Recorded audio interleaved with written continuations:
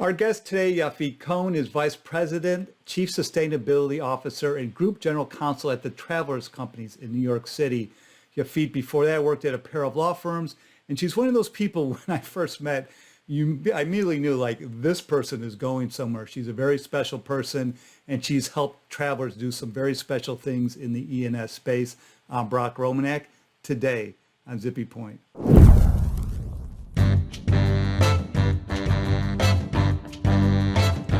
So, Yafit, how might the pandemic, as it continues, change the contents of what the Traveler Sustainability Report looks like in 2021 and beyond?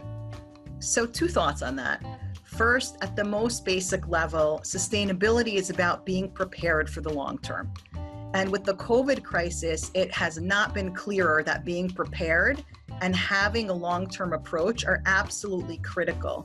And I also think that companies that have been managed with a long-term sustainable view will be able to recover more quickly from the crisis. I think our reporting highlights our long-term lens, but I also think that as a result of the pandemic, investors will be hyper-focused not only on companies' responses to the current crisis, but on their business continuity planning for future crises as well. So as we update our sustainability report, I do think that we will provide more information with respect to business continuity planning, disaster recovery, and crisis management. For 2020, we did add a section about that already. We included a bit of information about our business resiliency management in action by describing how our planning has allowed us to continue to serve our customers, our agent and broker partners, and each other seamlessly despite the pandemic. But I do believe that next year will provide significantly more detail on that front.